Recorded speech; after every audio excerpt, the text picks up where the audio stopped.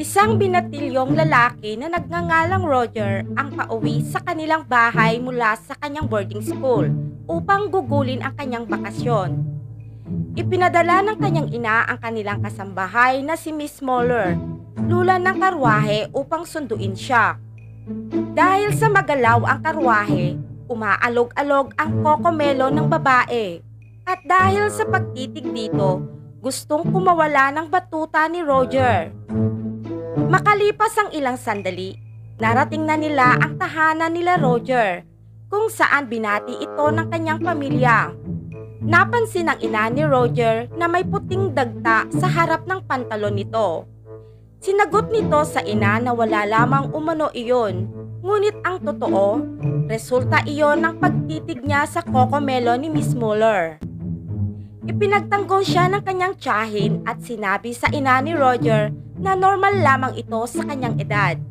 Pinunasan ng tiyahin nito ang puting dagta na lumabas sa manoy nito gamit ang tissue paper. Si Roger ay may kapatid na babae na nagngangalang Berta. Dinala siya nito sa kagubatan kung saan nakita niyang muli si Miss Muller. Hindi na mapigilan ng kasambahay ang ihi nito, kaya habang nakatayo, diniligan nito ang mga halaman sa harapan ni Roger. Hindi makapaniwala ang binatilyo sa nakita, kaya naglakad-lakad ito sa gubat. Ngunit nadulas ito at nadapa. Nakarinig ito ng ungol ng isang babae at napag-alaman niyang isa sa kanilang kasambahay ito na si Ursula at nakikipagtsuktsakan sa iba. Nakita ni Ursula si Roger at nginitian niya ito. Natakot ang binatilyo kaya tumakbo ito pabalik sa kanilang bahay. Kinagabihan, naghahapunan si Roger kasama ng kanyang pamilya. Napaka-istrikto ng kanyang ina pagdating sa disiplina. Sinabihan nito si Roger na kumilos ng maayos habang kumakain. Matapos maghapunan, pumunta na ang binatilyo sa kanyang silid upang matulog. Ngunit nakarinig ito ng ingay mula sa labas at nagdesisyon itong pumunta doon. Nagulat si Roger nang makita ang isa sa kanyang kasambahay na si Helen na kinakaldag patalikod sa likod ng kanilang pintuan. Pinakalma ni Roger ang kanyang butoy-toy at bumalik sa kanyang silid kung saan nakita nito ang kanyang kapatid na si Berta na nagtatago sa kanyang higaan. Nagkwento si Berta tungkol sa kanilang tiyahin.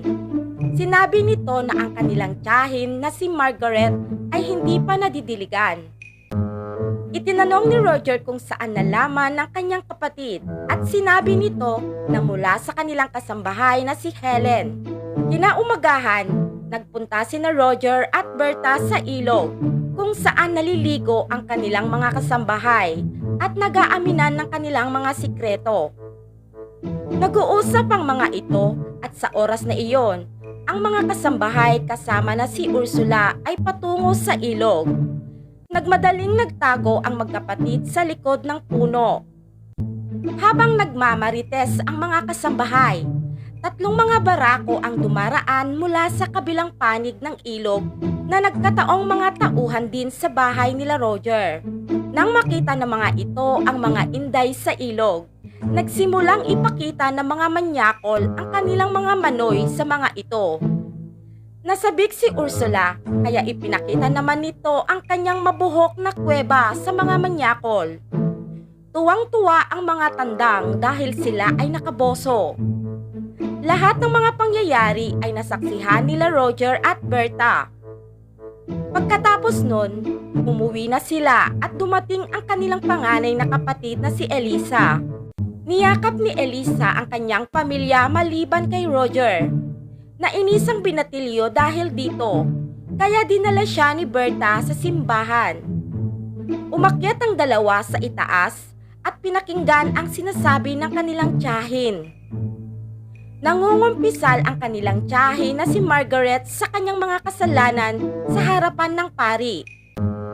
Inamin nito na nagkakagusto siya sa kanyang pamangkin na si Roger at pinagpapantasyahan umano nitong nakikipagtsuktsakan siya dito ng ilang beses.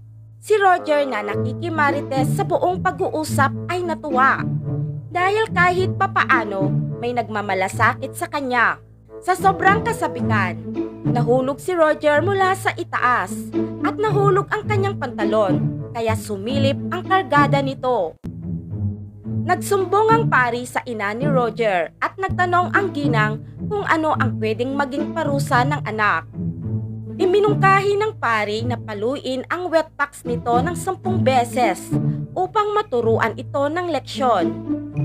Pumayag naman ang ina ni Roger sa parusang ito at inutusan si Margaret na gawin iyon.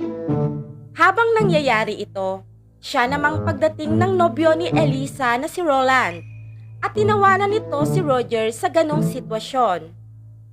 Tumanggi si Margaret na gawin ang parusa kay Roger, ngunit nakumbinsi ito ng kanyang ate kaya hinampas niya ito ng 10 beses. Ang kanilang kasambahay na si Ursula at kapatid na si Berta ay pinapanood sila mula sa labas ng bintana. Kinagabihan, natutulog si Roger ng nakadapa dahil masakit ang kanyang likod. Nakarinig ito ng ungol mula sa labas ng kanyang silid. Nang kanya itong tingnan, nakita nitong muli si Helen na kinakabayo patalikod sa likuran ng pintuan. Samantala, ang kaibigan ng kanyang ama na si Mr. Frank ay naroon din at nagbabatil ito habang namboboso. Hindi nagtagal, dumating si Ursula at sinabi nito kay Roger na nasaksihan niya ang pagpaparusa sa kanya, kaya inalok niyang pahiran ng gamot ang likod nito. Tumanggi si Roger at nagtanong ito kay Ursula dahil sa tuwing matutulog na siya, nakikita nito si Helen na kinakabayo ng iba. Tinanong niya kung sino ang lalaking yon, na sinagot naman ni Ursula na sikreto iyon ng mga katulong at umalis. Nag-isip ng malalim si Roger kung kailan din siya makakashoot sa palakang may buhok. Naalala niya si Mr. Frank na masaya sa kanyang nakita kanina. Pinuntahan nito si Mr. Frank upang magtanong tungkol sa lalaking nangangabayo kay Helen. Nakita nito ang lalaki na hinihimas ang kanyang batuta habang namboboso gamit ang telescope. Nagulat si Mr. Frank kay Roger kaya nagmadali itong umalis. Kaalis nito, sumilip si Roger sa telescope at naispatan niya na may 2 taong nagyuyugyugan. Napagtanto ni Roger na mas malibog si Mr. Frank kaysa sa kanya. Nakakita siya ng isang libro na naglalaman ng mga kwento at larawan na nakapagpapatigas ng butoy-toy. Kinuha niya ito at umalis. Habang patungo sa kanyang silid, nakarinig si Roger ng mga ungol mula sa silid ng kanyang magulang at namboso ito sa butas ng pintuan. Ngunit nahuli siya ng nobyo ng kanyang ate Eliza na si Roland. Nakiusap si Roger dito na huwag siyang isusumbong at bilang kapalit, gagawin niya ang lahat ng gusto nito. Sumang-ayon si Roland sa pagkakataong iyon, kaya inutusan niya si Roger na linisin ang kanyang sasakyan. Pagkatapos nun, nagpunta ang binatilyo sa loob ng kwadra at habang binabasa ang libro, hinihimas nito ang kanyang manoy. Isa sa mga tauhan ang biglang pumasok sa kwadra, kaya biglang nagtago si Roger. Pagkatapos nun, pumunta si Helen doon upang magpakain ng mga manok. Ang tauhan na kapapasok lang ay isinara ang bintana at lumabas upang kabayuhin ang babae patalikod. Nakita ni Helen si Roger at humingi ito ng tulong sa kanya. At nang tutulungan na niya ito, pinatigil siya ng babae dahil nasasarapan na ito sa pangangabayo ng lalaki sa kanya. Nagduda si Roger kaya lumabas ito upang tignan ang nasa likuran ni Helen. Ngunit natapos nang nagpaputok ng bulkan ang lalaking tauhan. Sa sumunod na eksena, nakikipag-usap si Roger sa kanyang ate Eliza at sa nobyo nitong si Roland. Sinabi ni Roland kay Roger na madumi na ang kanyang boots, kaya inutusan nito ang binatilyo na linisin ito. Tumanggi si Roger kaya nagalit si Roland at isinumbong ito sa kanyang ina na sinisilipan sila ni Roger. Nagalit ang ina nito kaya pinalabas siya sa kanilang bahay. Nagkaroon naman siya ng pagkakataong palitan ang libro ng kanyang ate at pinapanood niya ito habang ito ay nagbabasa.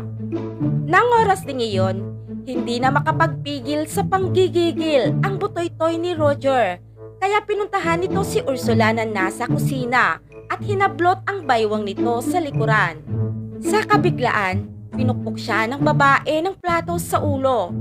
Nalaman niyang si Roger pala iyon at nais nitong makipag-jack and poy sa kanya. Ngunit bago pa man may mangyari sa kanila, dumating ang isang kasambahay kaya umalis ang binatilyo. Masakit ang puso ni Roger at kailangan niyang magpakawala ng puting dagta dahil nagagalit na ang kanyang mahabang sundalo. Nakita nito si Miss Muller at sinisigurado nitong kakainin niya ang kokomelo nito, kaya sinundan niya ito at hinila ang baywang sa likuran. Ipinasok ni Roger ang kanyang armas sa mabuhok na kuweba ni Miss Muller. Nagprotesta ang babae sa umpisa, ngunit nasasarapan siya sa pagbayo ni Roger. Huminto ang binatilyo dahil dumaan ng buwisit na kartero at ibinalita na nag-umpisa na ang giyera ng France at Germany. Dahil dito, lahat ng kalalakihan doon ay kinailangang sumabak sa labanan.